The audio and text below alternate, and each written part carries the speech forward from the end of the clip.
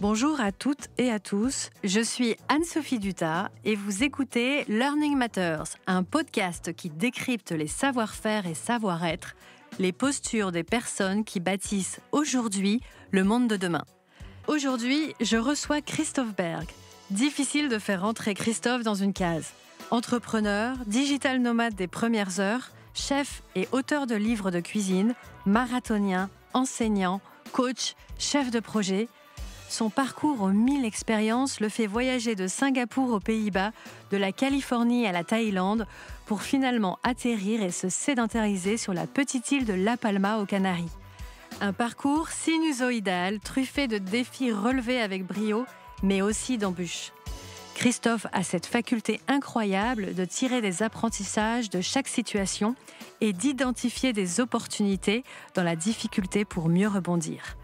Les principaux points abordés qui ont le plus retenu mon attention sont les clés pour oser agir et accepter l'échec, les bénéfices et risques de passer du statut de freelance à entrepreneur et manager d'équipe, le plaisir de l'incertitude, de la surprise, de ne pas avoir tout tracé. Je vous laisse découvrir son histoire.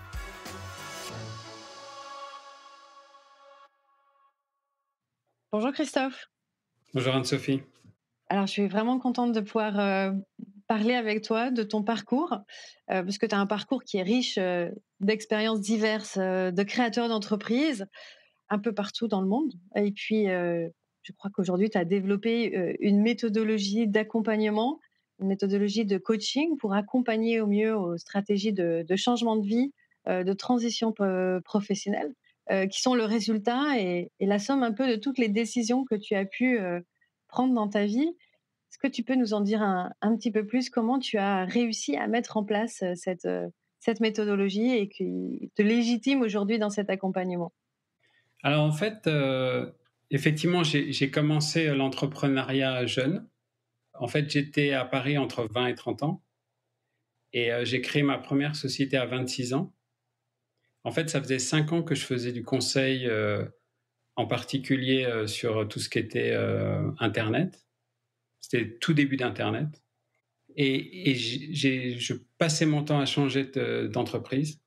Je démissionnais très souvent. J'étais en rébellion permanente. Ah, tu étais en place dans les entreprises, hein? Tu étais un consultant interne. Voilà. Et surtout, assez vite, j'étais pas d'accord ou je voulais gérer les choses différemment, etc. Et j'arrêtais pas de changer d'entreprise, en fait. Et c'était une époque où il y avait une telle frénésie au tout début d'Internet que littéralement, j'étais dans le 2e arrondissement, je pouvais marcher jusque les gens avec qui je travaillais et je trouvais du boulot très vite. Et à un moment donné, je me suis dit, je vais faire un break. Je suis parti une semaine à New York sur un coup de tête. J'ai cherché du boulot là-bas. J'en ai eu que j'ai refusé, mais en fait, ça m'a ouvert. Et en fait, un de mes employeurs à Paris, qui est un entrepreneur, Jean-Louis Bénard, et qui est comme un peu un mentor, et lui m'avait dit, en fait, mets-toi en indépendant, monte ta boîte, arrête de critiquer les autres. Et donc, j'ai créé ma société, et ça a été vraiment une libération. Un En fait, déclic? voilà, j'aime assumer mes propres erreurs et gérer mes erreurs, en fait, et avoir le contrôle, en fait. Et du coup, ça a été 3 ans. C'était une game agency, à part que personne ne faisait de jeu sur Internet. Donc, en fait, je dépannais les gens. Je faisais directeur technique. Je faisais l'interface entre des agences de communication et des développeurs.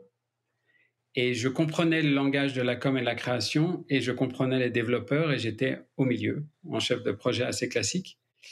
Et à chaque fois à midi, je leur parlais de jeu, je les bassinais, ce qui fait qu'ils se souvenaient de moi, parce qu'en fait, j'étais le chef de projet qui parlait de jeu à midi, ce qui est plus drôle que de parler de gestion de projet.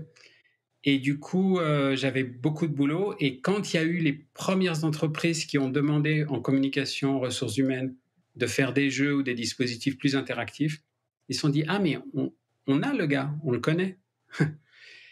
Et du coup, c'est comme ça que ça a démarré. Et ça a marché très bien. Et en fait, je pense que j'ai énormément appris comme ça. J'ai géré plein de projets très différents. Ma première mission d'audit, c'était en Californie.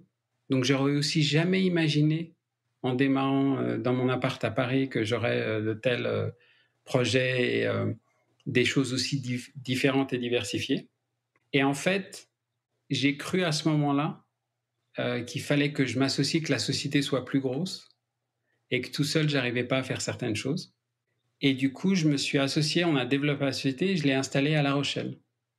Et en fait, j'ai appris 2 trucs très importants.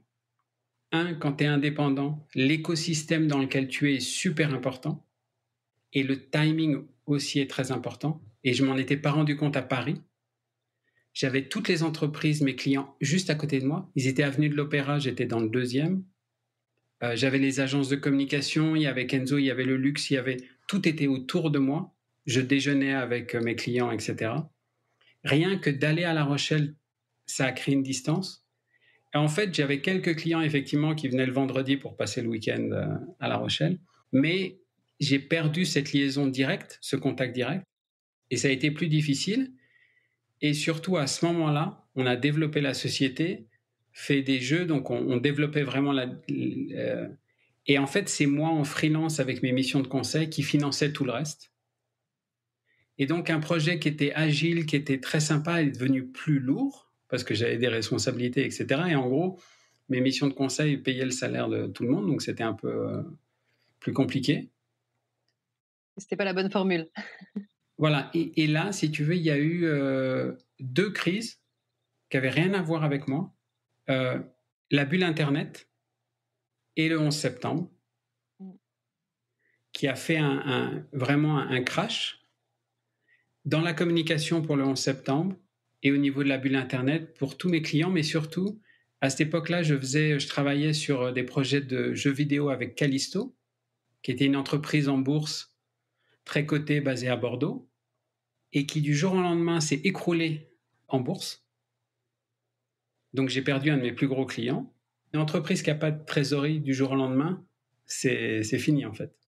Alors, quelle leçon tu as tiré de ce premier échec, justement? Eh ben, c'est incroyable. Alors, plusieurs, en fait. Ça a été vraiment, ça a été un choc.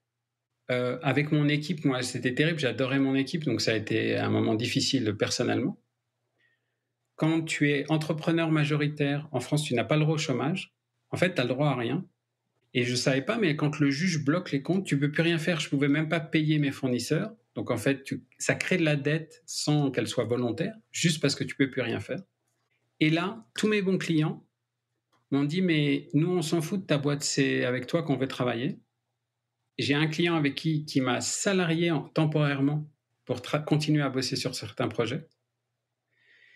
Et là, j'enseignais à l'université de La Rochelle en jeux vidéo.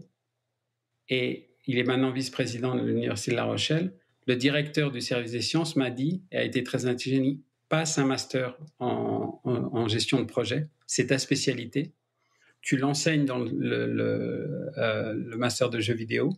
Si tu veux, tu as 10 ans d'expérience, fais la démarche. Et donc, j'ai fait un VAE, j'ai été aidé par une institution pour faire ça, pour en fait faire valider mon expérience de 10 ans en fait, que j'avais fait, où je faisais que de la gestion de projet.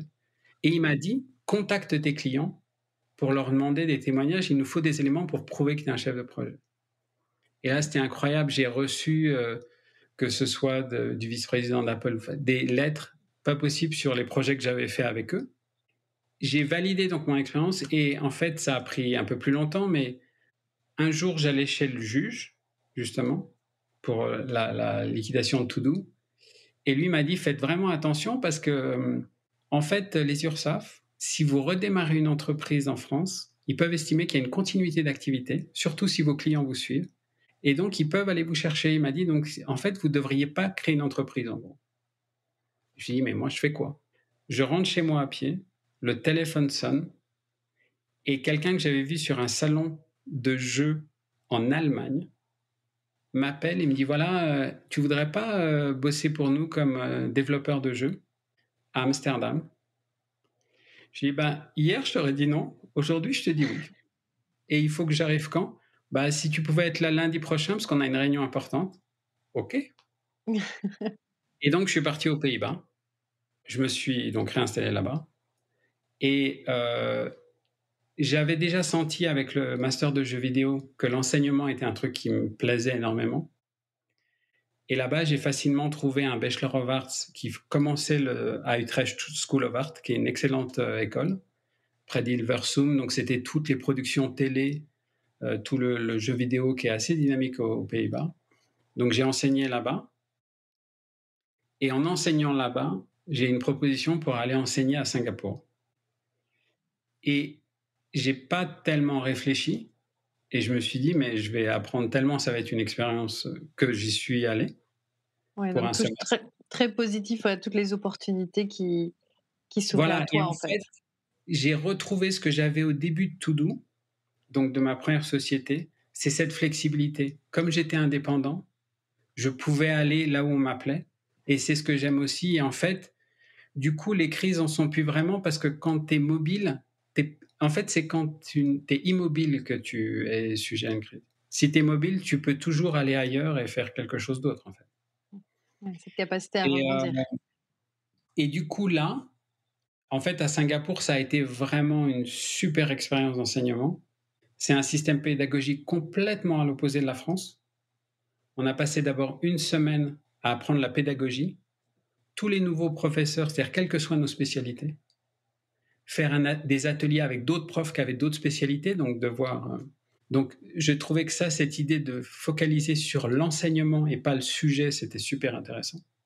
À Singapour, tous les élèves doivent passer, parce que l'éducation est payée par l'État. Donc, en fait, ton job, c'est de les faire passer, ce qui fait que si tu as de mauvais élèves, c'est ton problème, c'est toi qui dois les aider. En fait, ils doivent apprendre. Oui. Et ils doivent évoluer. Et là, j'ai appris un truc énorme que j'applique maintenant tout le temps en coaching. C'est en fait l'enseignement ou le coaching ou l'accompagnement, c'est amener quelqu'un d'un endroit, l'aider à aller plus haut. On s'en fout de là où il part, en fait. Et j'ai trouvé ce système à Singapour vraiment, et ce système confucianiste, en fait, il vient du confucianisme, super intéressant. Et ça a vraiment marqué.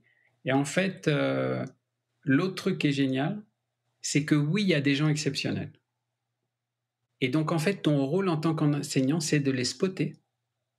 Ensuite, tu as des réunions avec le management de l'université. Ces gens-là auront des bourses. Même si leurs parents n'ont pas les moyens, on va leur donner accès à un master et leur permettre d'évoluer. Et donc, identifier les talents, ça faisait partie du Voilà, rôle, justement, de l'enseignant. pédagogique. Mmh. Et ça, je trouve ça génial. Et il se trouve que à Singapour, c'est aussi l'endroit où j'ai switché sur une alimentation plant-based et donc je suis devenu végan. J'ai découvert toute la cuisine végétale d'Asie du Sud-Est, donc a changé complètement ma perspective là-dessus. En arrivant aux Pays-Bas, juste avant ça, en fait, je m'étais mis à la course à pied. Je m'y suis mis un peu de façon frénétique, donc je faisais un peu tous les semi-marathons et juste avant d'aller à Singapour, j'ai fait mon premier marathon à Berlin. Et quand je suis arrivé à Singapour, la première fois je suis allé courir à la fac pour voir un peu, il y a un vieux qui était là avec moi, qui a couru, je trouvais super sympa, je discute et tout. En fait, je savais pas c'était le dean de l'université.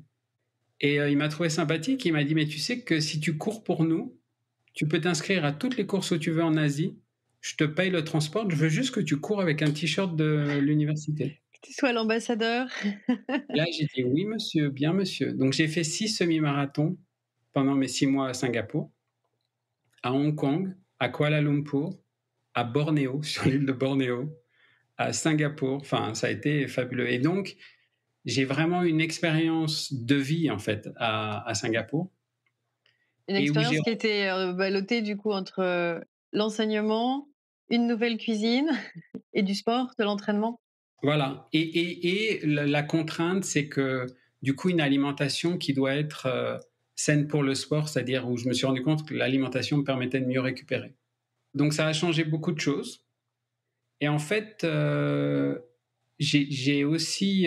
l'Asie, ça m'a vraiment marqué, même la philosophie des gens, etc. Et ça m'a rappelé un truc que j'avais dans mon enfance en Afrique, c'est-à-dire des fois je me sens chez moi à l'étranger et plus souvent chez moi à l'étranger. Et en fait, c'est très bizarre que cette ville de Singapour, qui est pourtant une ville très très active, à 100 lieues de la France, j'y suis comme chez moi en fait. Je ne sais pas pourquoi. Tout m'est simple. Je comprends les gens, je comprends leur vie. Et par contre, quand je suis arrivé à Singapour, j'ai eu un mois très difficile d'acclimatation. C'est-à-dire, j'étais complètement perdu, en fait. Et en fait, ce lost in translation, tu vois, ce moment à chaque fois que je vais à l'étranger où je me suis rendu compte que j'aimais ça, en fait. Mais je suis perdu, je suis vraiment... j'ai aucun repère, tu vois, et du coup, je me réacclimate très doucement. Et en fait, ça réveille la nécessité de s'adapter. Et du coup, ça a été pour ça vraiment une expérience De formidable. transformation, finalement. De Ouais, oui, qui m'a transformation à plein de complètement niveaux. immersé. Ouais. Et où je me suis rendu compte qu'en fait, au niveau travail, et ça le lie avec le coaching, ce que j'aime, c'est aider les autres. C'est aussi simple que ça. C'est-à-dire, j'aime voir l'impact sur les autres. Et du coup, que ce soit les aider à développer un projet, leur apprendre quelque chose ou partager quelque chose, mais d'un coup, j'ai gardé ce truc-là. L'enseignement, même quand je suis revenu à Angoulême et que je faisais l'enseignement pour les producteurs de jeux, je faisais des workshops.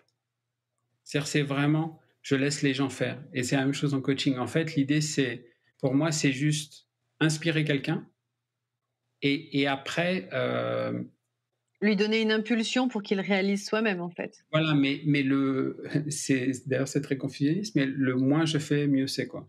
En vérité. Et je pense qu'il y a une erreur de beaucoup d'enseignements qui est vouloir de forcer la connaissance. En fait, je fais l'inverse, je pose des questions. Et c'est pour ça que j'enseignais comme je coach aujourd'hui, où j'ai découvert pour moi, le coaching, c'est comme l'enseignement. En fait, j'avais commencé d'ailleurs le coaching à Blue Lotus, donc quand j'avais de l'école, et c'est la suite logique. Enfin, et c'est la même chose d'ailleurs.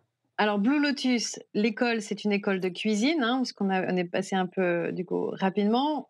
Tu es à Singapour, tu découvres une nouvelle forme de cuisine, tu deviens végan, mais tu ne deviens Je pas juste rentre, un simple consommateur de cuisine végane. Tu fais du sport à niveau non pas professionnel, mais quand même un rythme extrêmement soutenu, ou peut-être semi-professionnel. Et puis, bah, tu décides finalement d'incorporer un peu tous ces éléments-là pour parce en que faire un métier, un nouveau métier en fait, ou une nouvelle facette de ton métier. voilà, c'est-à-dire que quand tu es entrepreneur, un problème, c'est une opportunité. Quand je deviens effectivement sportif en endurance, il n'y a pas de produit pour les végans.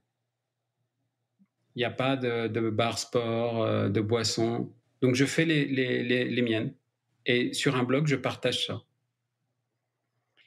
Et en fait, un jour, il y a une éditrice qui tombe là-dessus, qui me contacte et qui me dit, est-ce que tu veux pas faire un livre avec ces recettes? Et donc, je suis passé effectivement juste parce que ça n'existait pas. Et en fait, c'est les livres, je pense, on a eu beaucoup de chance. Le premier livre, il y a 10 ans, Secret d'endurance, a eu beaucoup de succès parce que ça n'existait pas à ce moment-là, en fait. D'abord, la cuisine végétale en France, il faut savoir que c'était vraiment niveau Les zéro. Personne. balbutiements. C'était aussi politique que c'est aujourd'hui. C'est-à-dire qu'il n'y avait pas le mot végan sur le livre. C'est pour ça que c'est Secret d'endurance et qu'il y a plein de gens qui m'ont envoyé des messages disant pourquoi il n'y a pas de lait, pourquoi il n'y a pas d'œufs dans les recettes. Et si tu veux, ça venait aussi, et c'est le moment où moi j'ai découvert cette cuisine-là, et pour les sportifs, en particulier les triathlètes, elle était très à la mode aux États-Unis, en Californie. C'était le mouvement qui s'appelait lui-même Plant Strong, donc c'était assez drôle. Et du coup, en fait, ce que je faisais aux Pays-Bas existait, et en fait, pour les sportifs, l'alimentation végétale, c'est très simple, ça permet d'améliorer la récupération. Si tu récupères mieux, tu peux t'entraîner mieux. Si tu t'entraînes mieux, tu progresses. C'est aussi simple que ça. À part que c'était tabou en France, les gens n'en parlaient pas. Même les sportifs qui étaient végans ne le disaient pas. Donc moi, je savais parce que j'étais en contact avec eux, mais en fait, officiellement, ils ne le disaient pas parce qu'en France, c'est tout de suite, il y a un débat, il y a une discussion, il y a où est-ce que tu trouves tes protéines, machin, etc.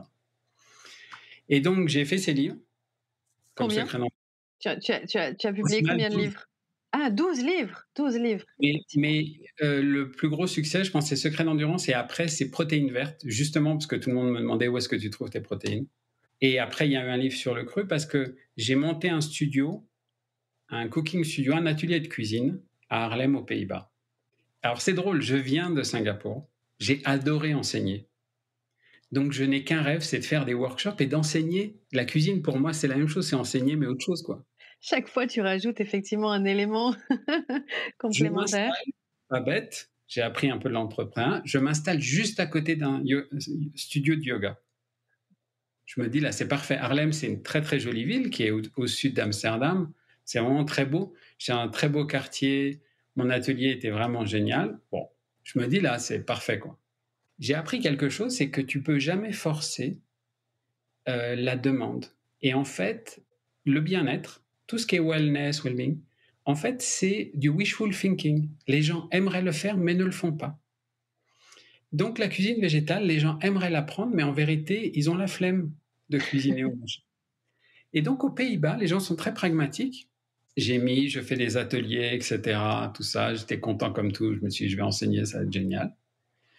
Les filles du yoga, elles passaient chez moi, elles me commandaient à bouffer pour le soir, elles allaient faire leur cours de yoga, en sortant, elles prenaient leur truc. Donc elles, c'était vraiment génial en fait. Je me suis retrouvé à faire traiteur de niche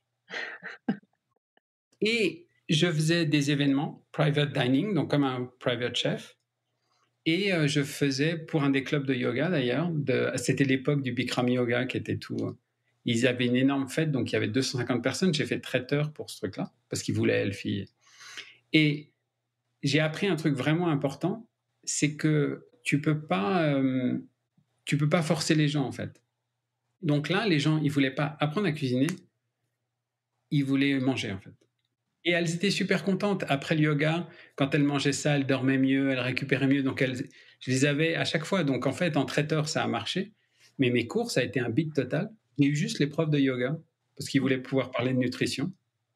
Mais et en fait, c'est intéressant parce que je me suis rendu compte une nouvelle fois, un peu comme un monde to do, dès que tu crées une entreprise, il y a toi ce que tu penses, mais en fait, tu te retrouves, surtout quand tu es indépendant, à répondre à la demande des gens. Et elle est souvent très, très différente de ce que tu as imaginé, en fait. Et du coup, là, je suis parti d'Harlem pour aller en Californie et pour me spécialiser en raw food parce que c'était la grande mode à ce moment-là. Et en En fait, je voulais cru, avoir, hein, dans la cuisine crue. Mmh. voilà, et je voulais avoir l'expérience de ça, mais à la Mecque de ça, à Los Angeles et à Santa Monica. En fait, c'était presque plus pour vivre ça. Mais alors, Là-bas, en c'est fait, dans tous ces moments-là, est-ce que tu as un plan de vie, toi, justement? Puisqu'on parlait initialement de cette méthodologie où tu dis que tu mets un plan, tu arrives à accompagner les gens à mettre finalement un plan de vie, un plan de stratégie de changement de vie.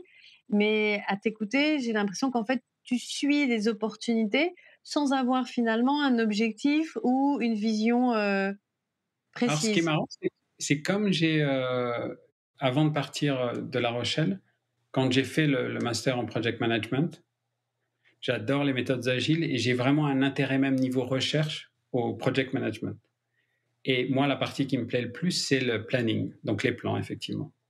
Mmh. J'en fais plein, mais je les remets tout le temps en question. Et D'accord. en fait, ce qui est très amusant, c'est que j'ai vu l'utilité de faire des plans, même s'ils ne se réalisent pas.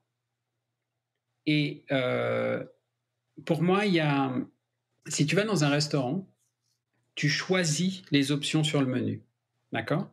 Tu as toute l'information, tu as un menu et puis tu peux choisir entre le plat du jour ou le truc à la carte. Ça, c'est un choix.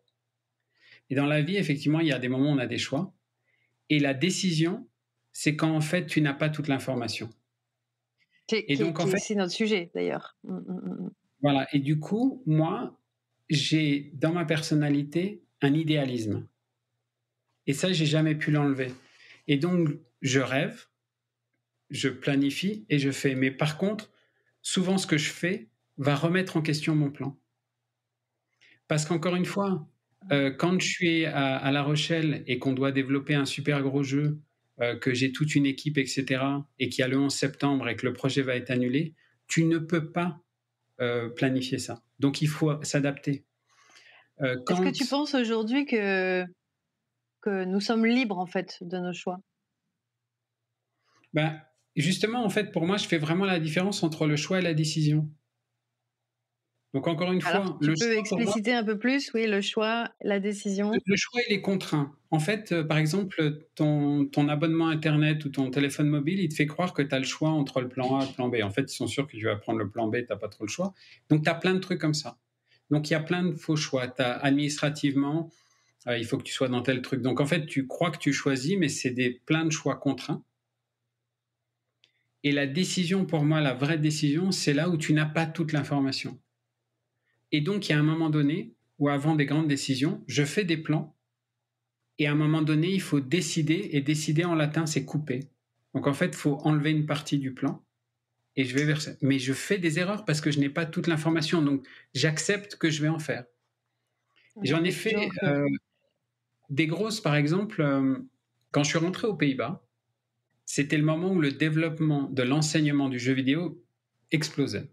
J'ai eu des propositions pour pouvoir faire une thèse, un doctorat.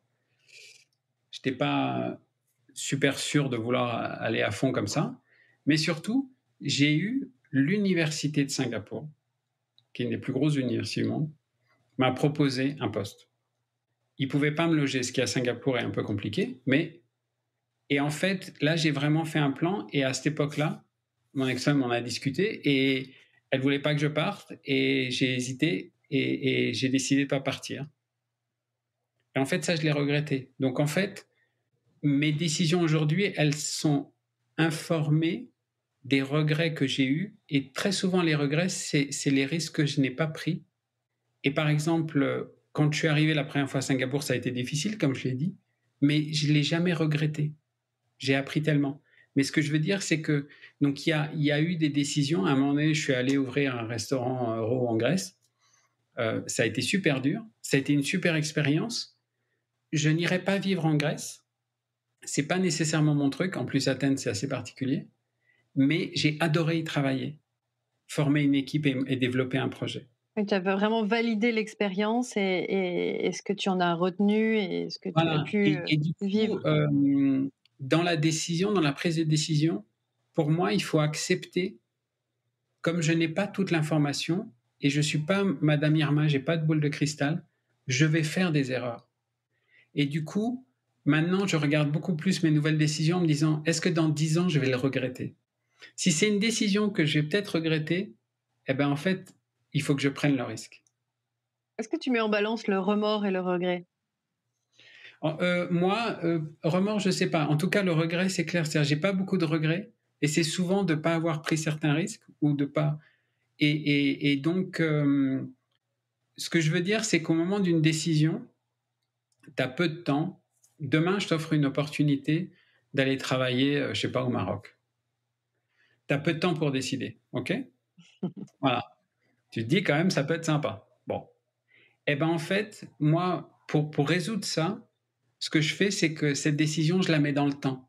Et je me dis, voilà, dans 5 ans, est-ce que tu vas regretter ou pas d'être allé peut-être juste 6 mois, 1 an au Maroc pour monter ce projet? Et en fait, du coup, ça éclaire beaucoup mieux parce que aujourd'hui, tu es à Paris, tu es installé et tout ça, alors tu te dis, ah ouais, mais il faut que je ferme ça, il faut que je gère tel truc, comment je vais faire? Alors que tout ça aura disparu, tu l'auras même oublié dans 5 ans, 10 ans. Et donc pour moi, la décision, quand elle est difficile parce que tu n'as pas toute l'information. Elle ne peut pas être stratégique d'ailleurs, puisque la stratégie, tu as toute l'information. Un jeu stratégique, tu connais tous les pions, leur position. Dans la vie, en fait, ça n'arrive jamais. Dans la vie, tu ne sais pas quelle décision va avoir tel impact, etc. Et ce serait beaucoup trop difficile de tout évaluer. Donc en fait, tu sais que tu vas faire une erreur. Et donc, la meilleure dimension, c'est le temps. Et je me dis, voilà, en fait, comment je vais regarder dans 10 ans ça? Et par exemple, si je le prends comme ça, ben, La Rochelle, qui, au moment où j'y suis allé, pour mon entreprise, ça a été, je suis passé d'un truc florissant à Paris à 2 ans difficiles à Rochelle, même économiquement. Et à la fin, on a dû fermer pour des événements qui n'ont rien à voir avec moi, mais je ne regrette pas du tout. J'avais ce rêve de vivre dans cette ville, j'adore cette ville. Et donc, au final, l'expérience que j'y ai eue, et j'y ai rencontré des gens avec qui je suis encore en contact, elle est superbe. Donc, en fait, le temps m'a fait oublier le passage au tribunal de commerce, où en France, quand tu fermes une entreprise, tu payes toi-même en cash 400 €, ce que j'ai trouvé hallucinant pour faire la liquidation. Entendre des gens me dire: «Vous avez été parfaitement honnête, tout est réglo, on va la fermer, c'est hyper simple et tout, c'est fabuleux, merci beaucoup». Mais tu es quand même blacklisté à la Banque de France. Tu ne peux pas faire de prêt pendant 5 ou 10 ans, en fait. Donc en fait et tu as pas le droit au chômage. Donc ce qui est très drôle, c'est le contraste. Mais Très drôle. aujourd'hui, avec 10 ans, j'ai Ouais. beaucoup de perspectives là-dessus et j'ai appris un truc vraiment important. J'ai fait des erreurs parce que j'étais jeune et que je ne savais pas et par exemple, j'ai créé une entreprise et quand je me suis associé, je l'ai développée, j'ai fait rentrer les gens dedans. Alors que non, j'aurais dû en fait créer une nouvelle entreprise avec eux et que mon entreprise soit, juste partenaire en fait et des parts Ouais. et du coup, celle-là, Toudou serait encore vivant aujourd'hui. Et donc, en fait, je pense aussi qu'il y a certaines décisions, tu n'as pas toute l'information ou tu n'as pas la maturité ou l'expérience. Et donc, certaines erreurs viennent un peu d'une naïveté de je me suis lancé, le timing a fait qu'Internet boomait, donc j'ai très bien réussi. Ça ne veut pas dire que je comprenais mieux l'entrepreneuriat. C'est juste que c'était le bon moment, j'étais au bon endroit au bon moment, en fait. Et du coup, j'avais pas assez de recul sur comment structurer l'entreprise. Alors, tu as été aussi au mauvais endroit au mauvais moment. Je pense, plus récemment, à ton expérience, puisque, plus récemment, tu es partie t'installer aux îles Canaries. Est-ce que tu peux nous raconter justement, nous en dire un petit peu plus, sur cette expérience-là qui était plus Effectivement, récente? j'ai créé une école en Thaïlande. Mais je venais de m'installer à La Palma, donc aux îles Canaries. Et j'ai réussi, c'est ça qui est drôle, quand tu n'as pas besoin de quelque chose, tu poses des conditions, tu as une marge de négociation. Et donc j'ai négocié un contrat assez génial où 6 mois j'étais indépendant à La Palma, je faisais le développement de l'école, et 6 mois j'étais sur place pour coacher mes instructeurs, faire tout le reste et enseigner aussi. Et donc j'avais ce truc où j'étais effectivement 6 mois en Europe à La Palma et 6 mois en Thaïlande. Au moment du Covid, donc premier événement, alors je ne sais pas si on peut l'appeler événement naturel, mais j'ai dû rentrer en urgence en Europe, en France d'abord, et après j'ai pu rentrer à La Palma, où l'aéroport avait été fermé et tout, donc il m'a fallu attendre le premier confinement pour pouvoir y arriver. Et au moment où, un peu comme partout en Europe, on a commencé à sortir du Covid et commencé à souffler, il faut savoir que les restrictions étaient un peu plus fortes en Espagne d'ailleurs qu'en France, sur certains aspects. Il y a eu effectivement, justement un jour, un week-end où on se disait, ah, ça commence à être, la vie va revenir, enfin tu vois, on voyait que les choses redémarraient, etc. On a vu en revenant en bus vers la maison un champignon nucléaire, vraiment la forme d'un champignon nucléaire, majestueux, très proche de la maison quand même, tu vois, mais vraiment très très beau. Tu vois, la belle bleue. Et des tremblements de terre. Et paradoxalement, en fait, l'éruption du volcan, qui était à moins de 4 kilomètres de la maison, ça m'a terrifié. J'avais déjà vu une éruption de volcan quand j'étais petit au Rwanda, mais, mais c'est les tremblements de terre qui m'ont vraiment marqué, en fait. Et du coup, Donc on est en ma femme, 2021, hein, là, c'est septembre 2021, c'est l'éruption ouais, du volcan, c'est comment il t'as s'appelle? regardé. Cumbre Alors, Cumbre Vieja? Vieja, c'est toute la chaîne, et qui s'appelle Cumbre Vieja, donc la vieille Cumbre, alors qu'elle est jeune, donc c'est très bizarre, mais bon, c'est pas grave. Et il s'appelle maintenant Tarogaite, Arrogate. qui est le nom, le lieu, en fait. Et en fait, ce qui est incroyable, c'est que j'adorais courir à cet endroit-là, exactement où il y a le volcan, et je voulais y acheter une maison. Donc, heureusement que je ne l'ai pas fait. Des fois, c'est bien de ne pas avoir de l'argent. Oui, Et, ça et aide en pour les fait, décisions. voilà. Et en fait, là, effectivement, très vite, ma femme est asthmatique. Donc, en fait, tout de suite, j'ai trouvé des amis français à l'autre côté de l'île pour qu'elle puisse aller là-bas. Et moi, je suis parti dans le nord, aussi des amis français d'ailleurs, qui ont un gîte et où ils font de l'observation astronomique parce que La Palma, c'est un des ciels les plus clairs du monde. On est presque au niveau de l'équateur, on est au niveau du Maroc. Et donc, c'est un ciel, et il n'y a pas de pollution des avions puisqu'ils n'ont pas le droit de voler d'un côté de l'île. Donc, je suis passé 20 jours là-bas à la montagne, chez ces gens-là. Et ma femme est venue me rejoindre. Et là, effectivement, on a dû prendre beaucoup de décisions très vite, sans savoir vraiment. Et c'était vraiment un mode d'urgence. Et encore une fois qu'on est arrivé dans le nord, c'est une île très accidentée, c'est un peu comme la Corse, donc il y a plein de microclimats, et dès que tu es en altitude, c'est très différent de là où on était au bord de la plage. Mais surtout, il n'y avait plus les tremblements de terre. Et donc, ce stress que j'avais, moi, des tremblements de terre est parti, donc j'ai pu réfléchir un peu. Et là, assez vite, on est parti en France, en fait. Parce qu'au bout de 20 jours, le volcan était toujours en Ah, éruption, en mais activité. ouais, il a été en éruption pendant 80 jours. Et il a complètement... Alors, depuis, j'y suis allé sur la coulée de lave, submergé 10% de l'île, en fait. Toutes les maisons, tout a été avalé. Hein. J'ai un ami Mais ton français. appartement, ta maison, vous ne saviez pas s'il allait être concerné, directement touché par la coulée de lave, Tout en à fait, fait. En c'est fait, ça? il y avait les deux problèmes. Donc, il y avait beaucoup de cendres. Donc, en fait, l'appartement, par contre, il y a eu de la cendre partout. Il y avait de la cendre volcanique partout sur tous les villages autour. Donc, pour respirer, c'était quand même assez dangereux. D'où le fait d'être ailleurs sur l'île avant de partir de l'île. Et les tremblements de terre remettaient en question les constructions, fatalement. Et après, il y avait le risque de la coulée de lave. Alors, la coulée de lave, elle s'est arrêtée à 2 kilomètres du village, heureusement.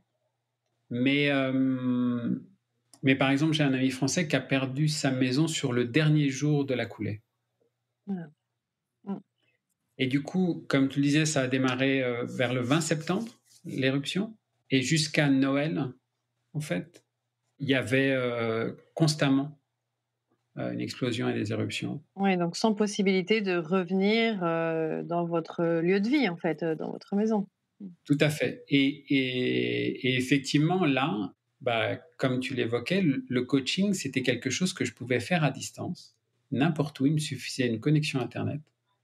Et c'est aussi pour ça que par défaut, j'ai fait ça, parce que c'était vraiment la chose que je pouvais faire et qui, en plus, moi, de régler les problèmes des autres, c'était assez zen pour moi, en fait. Et en fait, si tu veux, il y a ce côté-là, si je m'occupe de toi, j'ai moins de... Mais je relativise mes soucis, c'est-à-dire que, tu vois, Et donc, en fait, ça a été utile pour moi aussi. Je l'avais découvert avec le Covid, puisque j'ai commencé le coaching après le Covid. C'est le côté, encore une fois, d'aider des gens à évoluer ou à prendre des décisions. Ça te permet de relativiser les tiennes et ça permet de voir sous un angle différent. Et avec aussi un truc encore très fort qui est assez présent chez moi, c'est l'Asie s'est très vite remis du Covid.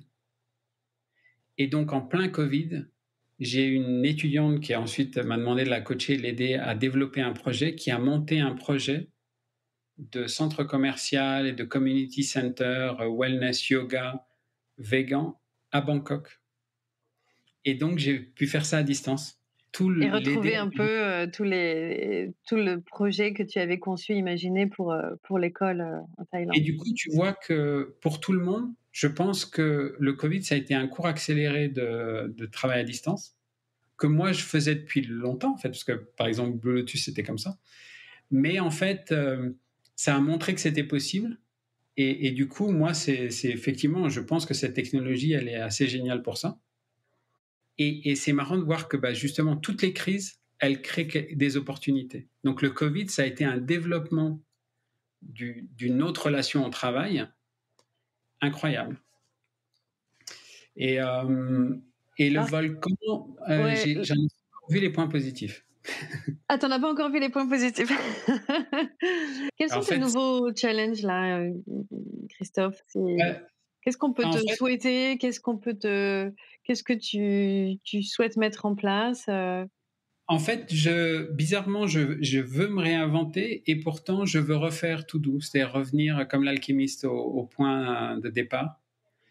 Et donc, j'adore aider des gens à développer des projets. Le début d'un projet, c'est un truc qui me passionne et je pense qu'un peu de méthode, ça aide énormément et un regard extérieur. Et du coup, c'est ça, du coup, dans le coaching, d'ailleurs, souvent, les gens me disent, mais donne-moi les réponses ou aide-moi à le faire. Et du coup, je pense que l'activité conseil, elle va revenir pour ça, parce que c'est un truc que fondamentalement, j'aime bien. Et j'ai cette capacité d'adaptation à des contextes vraiment différents et dans tous les sens. Sur vraiment, pour finir sur la décision, ce que j'ai appris de tout ça, c'est qu'il ne faut pas avoir peur à faire des erreurs. En fait, c'est de la faute de personne de faire une erreur. Quand on prend une décision, on n'a pas toute l'information. Donc, il faut prendre la décision la meilleure en fonction de l'information, accepter la réalité, c'est-à-dire qu'on a une information qui est limitée, donc on risque de faire des erreurs. Et il faut la voir, rajouter une dimension, c'est dans le temps. Et se dire, voilà, dans 10 ans, comment je vais revoir ça? Super. Merci beaucoup. Tu es aux États-Unis en ce moment, mais je crois que si on veut te contacter, te retrouver, travailler avec toi, le meilleur endroit, c'est online, hein, je crois. Voilà, Où tout est-ce qu'on peut te simplement. retrouver? J'ai tous les médias sociaux sont sur le même login Christophe Berg. D'accord. Et mon site internet aussi. Et ouais, je suis sur LinkedIn ou Instagram, ça dépend. Si les gens veulent voir du trail running, c'est plutôt Instagram. Ouais. S'ils veulent une version un peu plus sérieuse, c'est LinkedIn. Comme ça, il y a le choix. Merci beaucoup Christophe. Merci pour ce partage. C'est la fin de cet épisode de cette première série, Prendre des décisions face à l'incertitude. J'espère qu'il vous a plu. Si c'est le cas et que vous voulez nous envoyer de bonnes ondes, le meilleur moyen est de lui attribuer 5 étoiles et le partager autour de vous. Si vous avez des questions ou si vous souhaitez approfondir les thématiques abordées dans cet épisode, n'hésitez pas à me contacter directement sur LinkedIn. Enfin, vous pouvez suivre ce podcast sur les plateformes dédiées, activer les notifications afin d'être informé de la sortie des prochaines séries. Encore merci à vous pour votre écoute et je vous dis à très vite pour un nouvel épisode de Learning Matters.